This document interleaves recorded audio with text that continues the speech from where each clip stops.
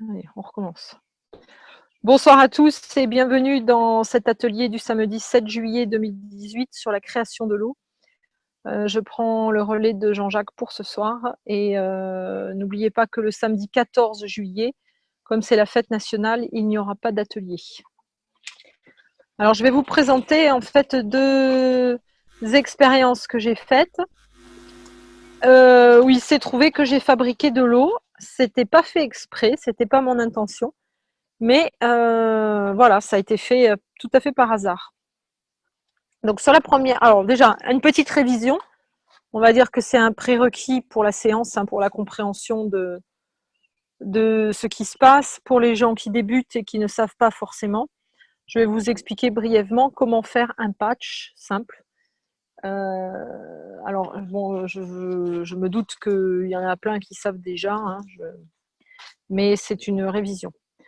Donc, comment faire un patch? Vous prenez un sachet Ziploc, qui sont des sachets de congélation, avec une petite fermeture à glissière, un petit peu à zip, là, c'est deux bouts de plastique qu'on compresse les uns contre les autres. Vous prenez un bout de tissu. Alors, moi, je prends des tissus qui sont des vieux draps de grand-mère, des vieux torchons, en me disant qu'il n'y a pas trop d'insecticides dessus, parce qu'à l'époque, c'était pas comme maintenant. Mais vous pouvez prendre du coton bio. Je vous recommande de prendre un tissu de couleur claire et neutre et un tissu qui n'a pas de motif parce que au niveau vibratoire, ça vibre mieux. Et puis de l'eau de ganse. Alors vous pouvez prendre de l'eau de ganse, c'est-à-dire l'eau qui flotte au-dessus du ganse. Vous pouvez prendre de l'eau de plasma, c'est-à-dire l'eau qui a été reproduite avec l'eau de ganse. Ou bien, et puis vous pouvez aussi mettre des particules de ganse dedans. Et vous pouvez même mettre des particules de ganse qui ont été préalablement séchées, déshydratées, et les rajouter dans votre eau de plasma. Et vous mettez donc votre sachet de tissu, votre tissu dans votre sachet Ziploc. Vous l'imbibez d'eau de ganse. Vous le refermez bien comme il faut. Vous vérifiez bien la fermeture. Vous pouvez même le thermosouder. Moi, je l'avais fait. J'avais thermosoudé des Ziploc. Et ça vous donne un patch d'eau de ganse. Vous pouvez aussi utiliser une thermosoudeuse pour ceux qui en ont une. Ce sont des machines qui scellent le plastique et il y a des plastiques spéciaux qui sont vendus avec et on s'en sert généralement pour mettre des aliments, par exemple ceux qui ont un déshydrateur qui déshydrate des fruits, vous les mettez dans un sachet que vous thermosoudez. Voilà, et là vous avez un patch d'eau de ganse. Alors il y a, je crois que ça fait un an et demi, on avait décidé collectivement d'envoyer du matériel plasma à Standing Rock, si vous vous souvenez pour ceux qui ont suivi l'aventure. Aux gens qui sont là-bas et qui en fait protégeaient leur terre et leur eau du passage du gazoduc d'une grande compagnie. Et c'était vraiment une période difficile pour eux là-bas puisqu'ils se faisaient gazer par la compagnie qui posait le gazoduc. Il y a des hélicoptères qui passaient toutes les nuits en rase-motte et qui leur balançaient des produits chimiques. Donc on leur avait envoyé des patchs d'eau de ganse. Donc, dans la préparation de Standing Rock, j'avais fait des patchs. J'ai fait une trentaine de patchs de CO2 que j'ai empilés les uns sur les autres et que j'ai mis dans un sachet Ziploc. C'est-à-dire que chaque patch est dans un sachet et la trentaine de patchs, je les ai remis dans un sac plus grand. Donc ça nous donne nos 30 sacs enfermés dans un sachet Ziploc. Et puis j'ai fait la même chose pour le ganse de CO2, le ganse de ZNO, le ganse de CuO et le ganse de CH3. Ensuite, j'ai rassemblé ces 4 paquets d'environ 30 sachets dans un autre Ziploc, encore plus grand. Je les ai tous mis ensemble et puis je les ai mis dans un carton, dans le noir donc, un carton fermé. C'était une espèce de, je crois, de mémoire. Ah oui, c'était une boîte isotherme. C'est les boîtes que les marchands de poissons ont et dans lesquelles ils mettent du poisson. J'avais récupéré ça. Et j'ai donc mis mes sachets dedans. Je les avais bien insérés les uns contre les autres. Et puis j'ai attendu qu'on m'envoie d'autres sachets pour compléter le carton et pour l'envoyer. Il s'est passé environ 3 semaines. Et quand j'ai reçu les autres sachets et que j'ai voulu les ranger dans cette boîte, j'ai découvert qu'il y avait plein d'eau dans mon sachet Ziploc. Donc je l'ai ouvert et tous les sachets en fait contenaient de l'eau, mais une grosse quantité d'eau. Alors j'étais catastrophée parce que je me suis dit zut, mes patchs fuient. Alors j'ai étendu tous les patchs. Donc vous voyez, il y en avait plus de 100. Hein. Je les ai tous étendus, je les ai mis à sécher. Et en fait, bon, ils ont séché, mais une fois qu'ils ont été secs, ça ne coulait pas. Il n'y avait aucune fuite nulle part. Il n'y avait rien qui fuyait. Je me suis dit, c'est pas possible, j'ai créé de l'eau. C'est quand même très étrange. Et je suis restée avec cette interrogation, en fait, en me disant, mais c'est incroyable, parce que les patchs ne fuient pas, et pourtant, il y avait plein d'eau dans chacun des ziplocs. Voilà, donc ça, c'était la première expérience. Donc, comme vous le voyez, c'était tout à fait par hasard. J'ai fait une deuxième expérience. On va en parler après. Si on va passer peut-être aux questions sur la première expérience, s'il y en a. S'il y a des questions, je vous invite à les poser. Alors, je regarde parce qu'entre-temps, il y a peut-être des autres participants qui sont arrivés. Voilà. Je vous nomme panéliste. Vous pourrez poser des questions. Donc, c'est une expérience que vous pouvez reproduire facilement chez vous. Et j'aimerais bien savoir voilà, s'il se passe la même chose chez vous.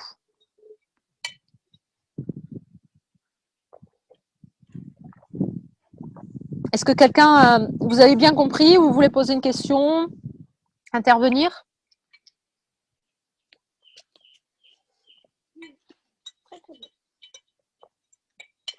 Bon, et ben, je passe à la deuxième expérience.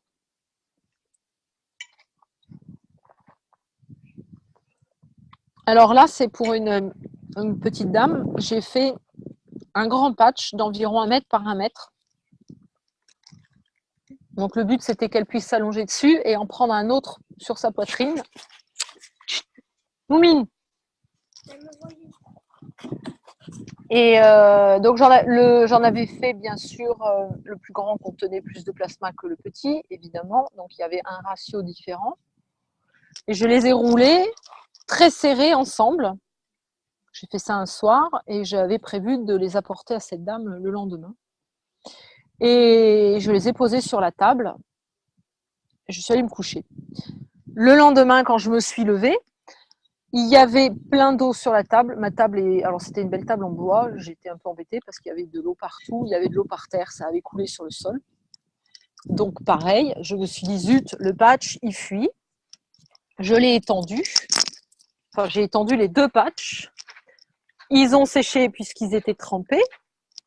Et il n'y avait pas de fuite.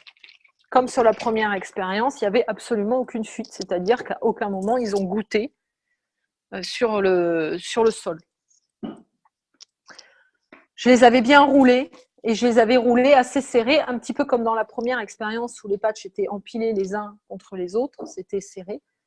Et là, c'était donc le même principe. Donc j'en ai déduit que j'avais, encore une fois, sans faire exprès, créé de l'eau. Voilà, donc c'est les 2 expériences que je voulais partager avec vous, vous expliquer dans quelles circonstances ça s'était passé. Les patchs, les 2 derniers, c'était du CO2 avec du ZNO. Attendez, je demande à ma fille de faire un peu moins de bruit. Voilà. Et donc à chaque fois, ça a été un hasard et pourtant j'ai bien vérifié. Je vous assure, les patchs, je les ai étendus sur un fil. Il n'y avait pas de fuite en fait. Il y avait à aucun moment il perdait de l'eau. Donc c'est de l'eau qui est apparue suite à la confection des patchs. Donc j'en ai déduit qu'on enlevait en fait, par exemple pour ce qui était dans le carton. Donc on avait du CH3, du CO2, du ZNO et puis du CuO. et j'en ai déduit qu'à quelque part, on avait transformé l'air qui était dans ces ziplocs en H2O. Donc le CO2, il avait été transformé en H2O. Donc je me suis dit qu'il devait y avoir une sorte de transformation, par exemple du carbone, qui disparaissait et puis qui laissait place à de l'hydrogène. Alors je ne saurais pas vous expliquer le phénomène. J'aimerais bien, si quelqu'un a des connaissances là-dessus, qu'il veuille expliquer.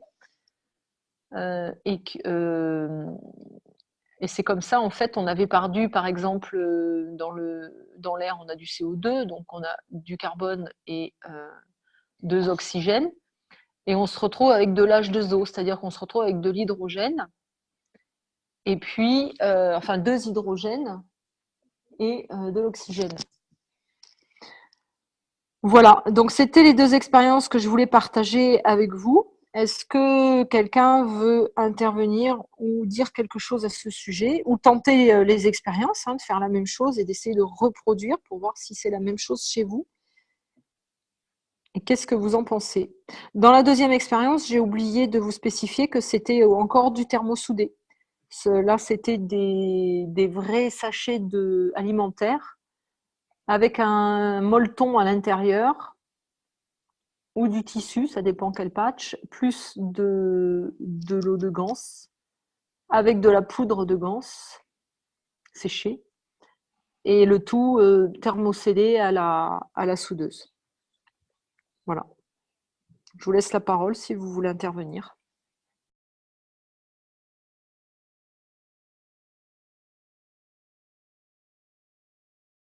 Bonsoir, c'est Thierry. J'ai peut-être pris l'expérience un peu en cours, mais dans ce que j'en ai compris. Ce qui serait intéressant, c'est le poids des patchs le soir et le matin. Après les avoir fait et après les avoir fait sécher. Ensuite, je me pose une petite question, est-ce que ça n'agit pas plutôt comme le sel? C'est un capteur d'humidité, ou comme le ferait un groupe de froid. Le froid capte l'humidité qui retombe en gouttelettes. Et donc, ça créerait une atmosphère qui capterait l'humidité et créerait de l'eau autour. Bah, écoute, c'est possible. Après, dans le carton, quand même, ils étaient fermés dans un carton. Non, pardon. Le premier, c'était un genre de glacière thermo, comment on appelle ça? Polystyrène. Donc là, je pense qu'ils étaient quand même bien isolés de l'environnement et tout était dans des ziplocs. Par contre, dans la deuxième expérience, effectivement, c'est tout à fait possible parce que je les avais juste roulés sur la table et laissés comme ça dans la maison. Dans la deuxième expérience. Mais dans la première expérience, vu qu'ils étaient enfermés dans un carton en polystyrène, ils n'avaient pas de contact en fait avec l'air, hormis le peu d'air qui a été enfermé dans le ziploc au moment donc de la création. Et pourtant, j'avais bien tassé, j'avais bien chassé l'air, donc il y en avait vraiment pas beaucoup.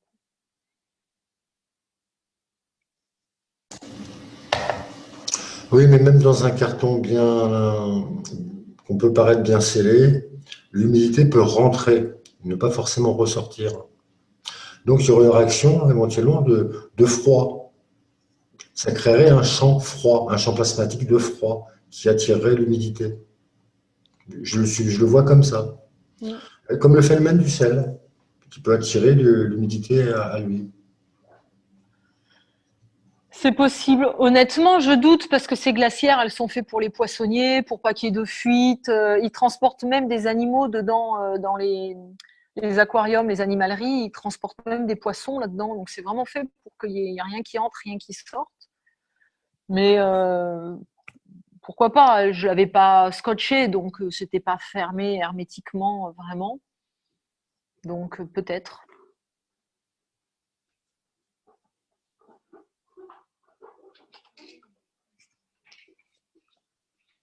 En tout cas, c'est une bonne idée effectivement de peser si vous reproduisez l'expérience, de peser le patch ou les patchs avant et puis de les peser après.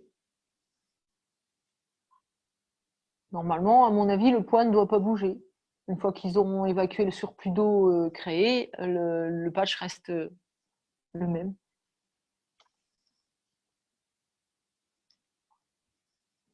Ou alors, d'une manière ou une autre, il y a une migration du liquide de l'intérieur vers l'extérieur.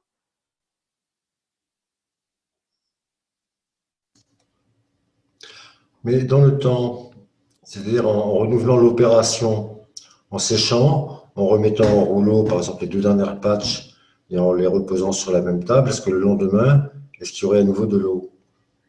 Je ne l'ai pas fait pour la deuxième expérience, je l'ai fait pour la première et effectivement, il y avait à nouveau de l'eau.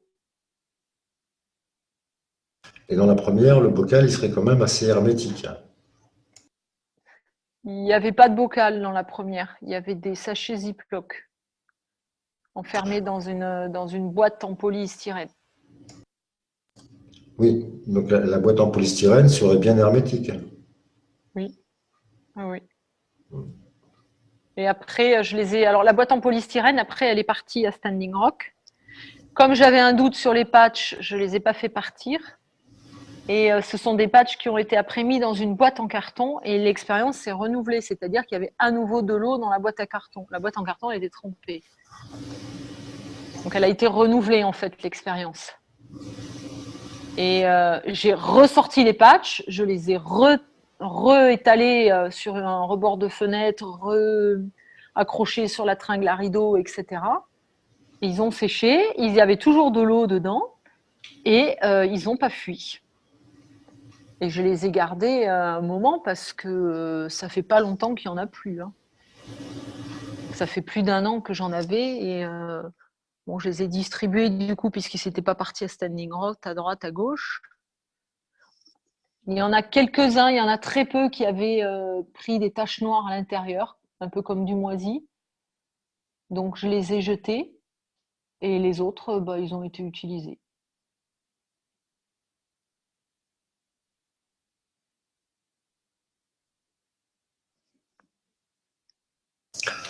C'est intéressant l'expérience. Les champs attireraient soit l'humidité, soit créent de l'eau, soit attirent l'oxygène et l'hydrogène de l'eau. Je sais pas. Si vous voulez, c'est à tenter chez vous, voir si vous avez les mêmes résultats. Moi, c'était vraiment pas fait exprès, hein. C'était un hasard.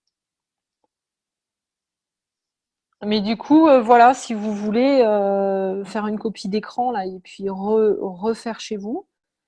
Après, moi, ça m'intéresse d'avoir vos retours, de me dire si ça a marché pareillement, si vous avez eu vous aussi de l'eau.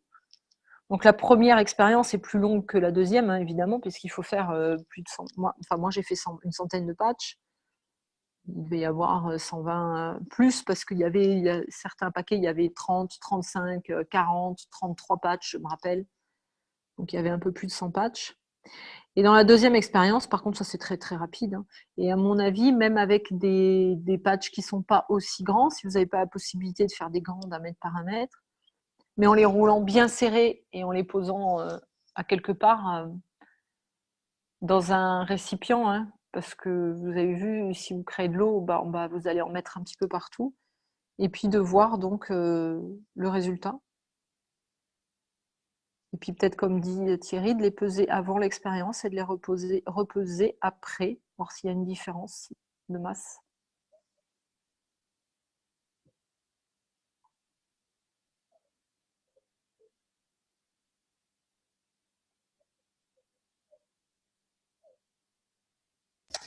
Et cette eau, est-ce que vous l'avez goûtée?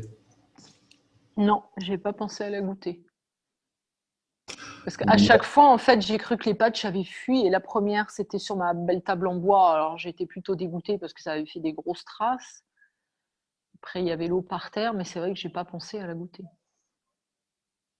Est-ce que ton interrogation, ça serait de savoir s'il y avait du sel dedans ou pas? Mon interrogation, ça serait de mesurer le pH, peut-être, voir si elle a un goût de quelque chose. Ouais, d'accord. Bonne idée, ouais. Prendre les ppm, peut-être aussi, voir, je ne sais pas. Mm. Ou si cette eau, voilà, si cette eau est très pure. Hein. Mais là, faut avoir un bac très pur, récupérer bien le fond du bac, que ce soit presque que les patchs soient en suspension dans le bac pour que l'eau tombe au fond du bac, pour bien la récupérer. À voir. Ben écoute, Thierry, voilà, moi je propose 2 expériences, hein, pour faire chez vous et après voilà, vous pouvez faire tout un tas de tests dessus effectivement sur l'eau, voir comme tu dis, les ppm, voir le pH, goûter. C'est une bonne idée aussi. À mon avis, c'est de l'eau très pure, ça reste mon avis.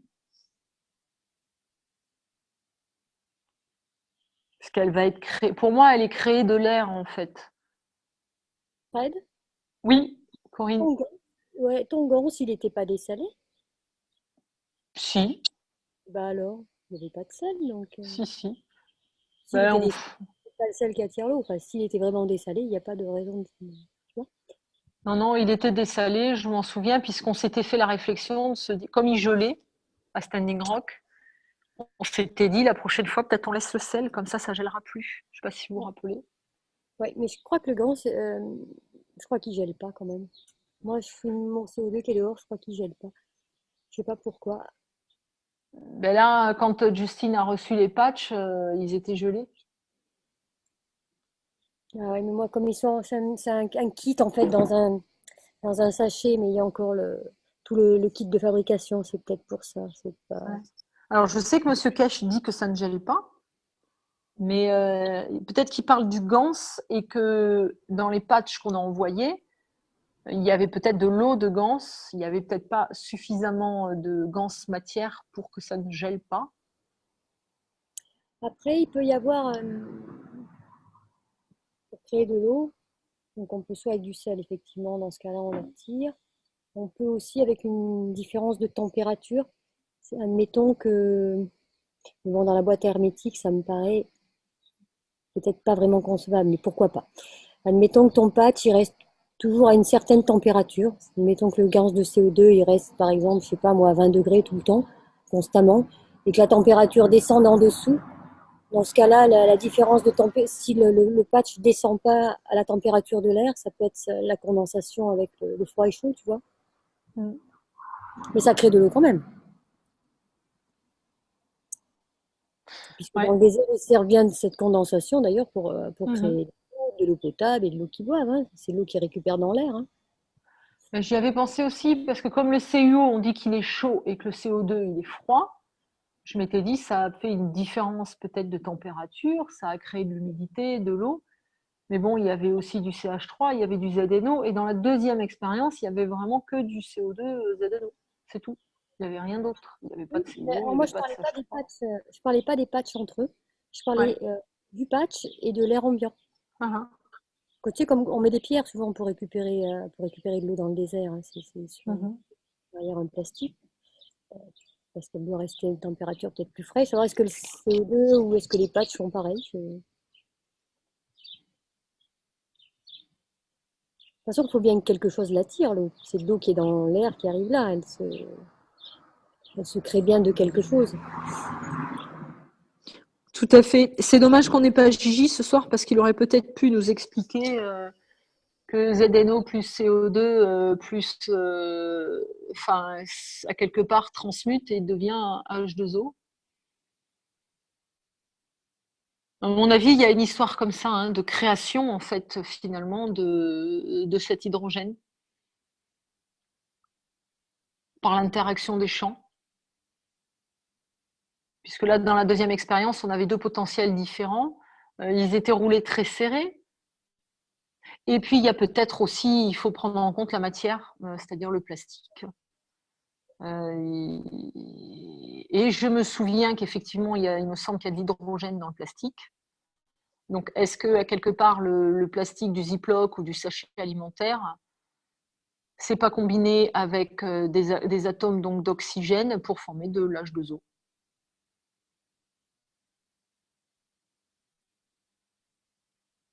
Oui, je peux parler?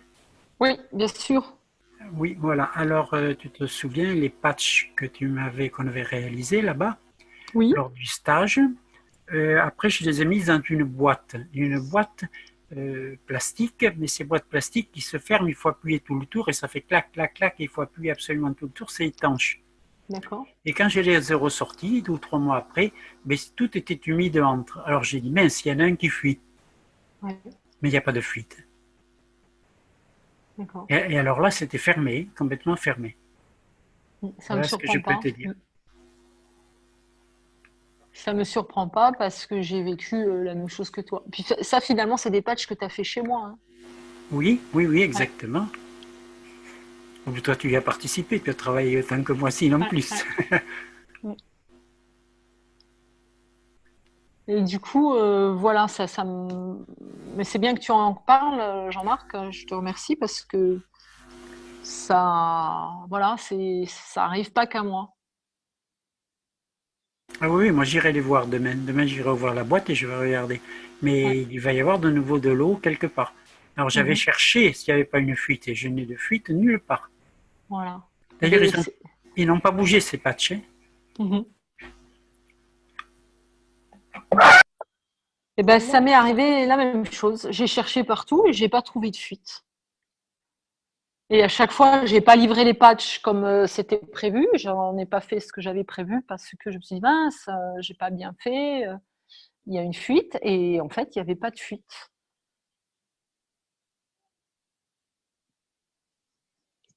moi, par contre, une chose qui m'arrive, je vous en ai déjà parlé, j'ai des petits setups CO2, CH3, notamment CO2 ZNO, dans des verres, et elles sont sur une ardoise, hein, dans la cuisine. Elles ont peut-être plus d'un an, c'est sûr.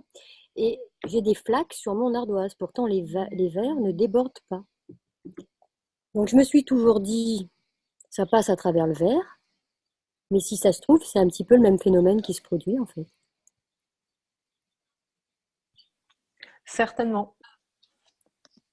Parce que je comprends pas comment ça pouvait passer à travers le verre. Bon, tout autour du verre, il y a un dépôt, il y a une croûte. À l'extérieur, hein, c'est vraiment très Mhm. bizarre. Tu vois. Et l'autre fois, j'avais comme une flaque quoi, sur l'ardoise quoi, qui sert de plateau en fait.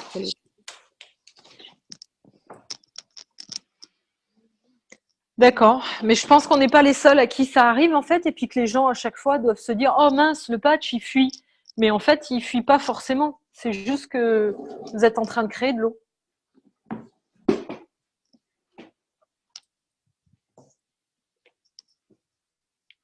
Oui, mais il faudrait pouvoir expliquer d'où elle vient cette eau. Comme je vous dis, moi je suis pas scientifique, mais je pense qu'à quelque part, il y a des atomes qui se combinent ensemble. Et quand vous mélangez 6 atomes d'hydrogène, ça donne un carbone de mémoire, hein, je ne me rappelle plus du tableau périodique, mais quand vous en mélangez 7, si vous prenez 7 atomes d'hydrogène, ça fait de l'azote. Et à mon avis, il se passe quelque chose comme ça.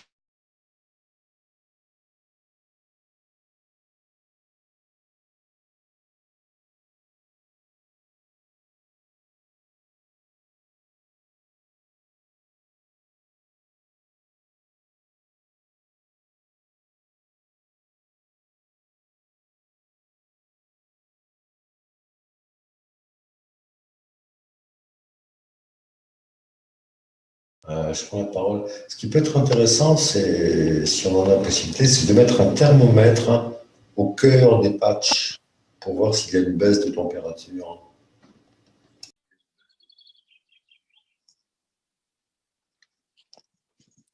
Je suis revenue, j'ai reçu un appel sur le téléphone, donc ça m'a coupé le Zoom. Je reprends la question. Ce qui serait intéressant, c'est de mettre un thermomètre au centre des patchs pour voir s'il y a une baisse de température.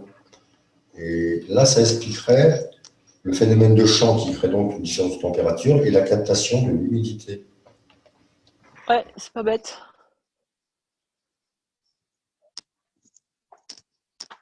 C'est pas bête du tout. Et ça peut être fait facilement finalement parce que mes grands patchs, je les ai pas livrés, ils sont toujours à la maison.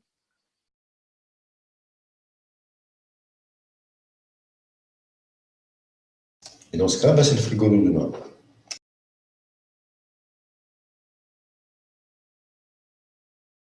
Donc je vais faire l'expérience ce soir, je vais renrouler les patchs avec un thermomètre au milieu. Et alors si j'ai bien compris, quand je les déroule, je regarde la température rapidement du thermomètre du milieu pour voir s'il y a une différence Ah, mais il me faut 2 thermomètres du coup, parce qu'il m'en faut un dans la pièce pour voir combien il y a dans la pièce et combien il y a au milieu des patchs. C'est bien ça?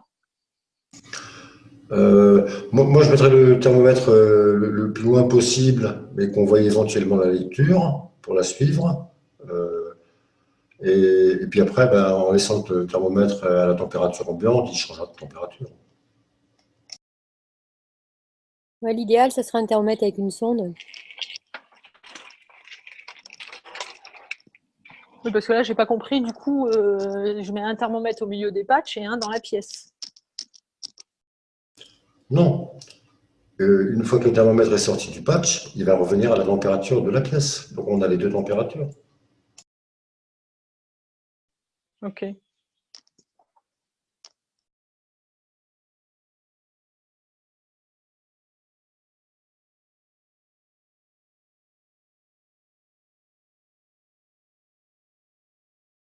Eh ben, je vais rouler mes patchs et puis je vais tester. Donc, suite mercredi ou jeudi. Si je suis pas là, je vous le ferai dire par l'équipe. Je publierai sur le groupe aussi. Et vous, vous pouvez aussi de votre côté, faire des expériences de cet acabit.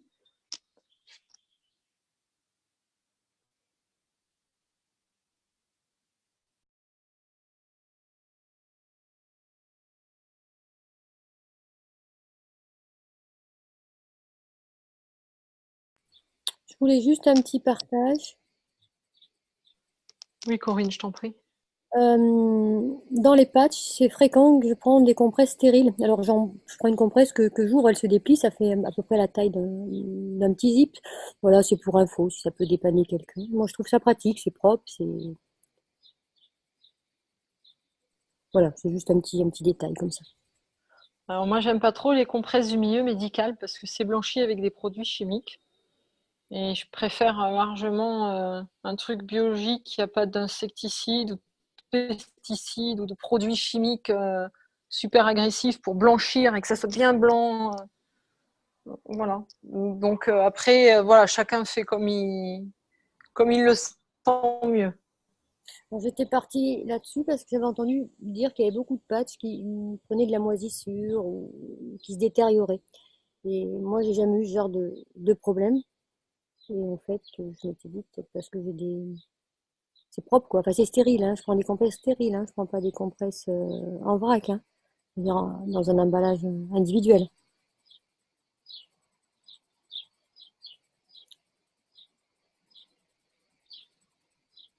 Mais bon, voilà, enfin, c'était juste pour partager ce que je faisais, ce qui me semblait pratique.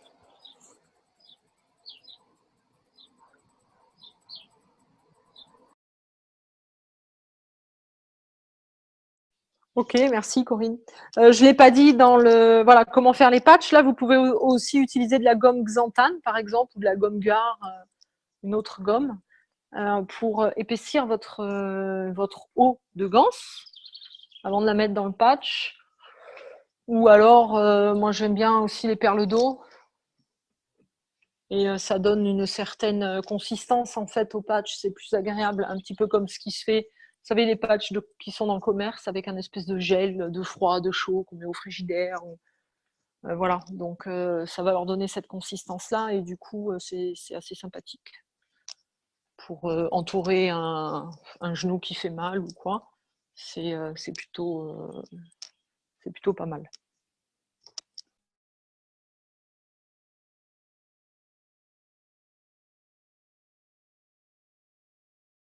Voilà. Est-ce que quelqu'un veut intervenir, partager, dire quelque chose?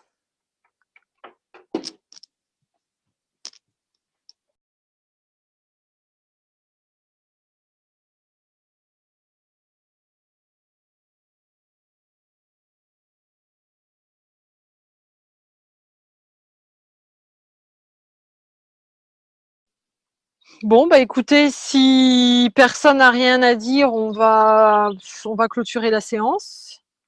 Moi, j'ai pas d'autres partages ce soir à vous faire. Il est 20h36. Ça doit être la séance la plus courte, je pense, qu'on ait jamais fait. Et on peut se donner rendez-vous mercredi. Alors mercredi, de mémoire, là, je ne sais pas vous dire qu'est-ce qu'il y a comme atelier. Si c'est peut-être bien un maghrave générateur avec Adil. Et ben, Je crois que oui. c'est le café. Ah, c'est le café plasma. D'accord. Ouais, ça me semblait bien. Donc mercredi, c'est les partages libres sur tout sujet, même sur la pluie et le beau temps si vous avez envie. Et voilà, donc vous pouvez venir participer, découvrir un petit peu vos voisins. Le but des cafés plasma, c'est d'apprendre à se connaître entre nous et puis de pouvoir se retrouver, organiser des trucs ensemble, faire des ateliers, faire un lieu commun où les gens peuvent se retrouver finalement et puis décider de fabriquer un maghrave santé ensemble, dans le garage chez un, ou voilà. Et puis voilà, vous êtes les bienvenus pour venir participer.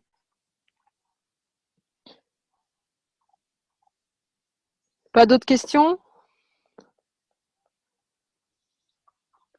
Ok, eh bien merci à vous tous pour votre présence, pour vos partages. Tenez-nous au courant s'il vous plaît si jamais vous faites des expériences sur l'eau pour savoir si vous avez eu les mêmes résultats. Et puis si vous avez d'autres informations plus intéressantes, style la température, le pH, ce genre de choses.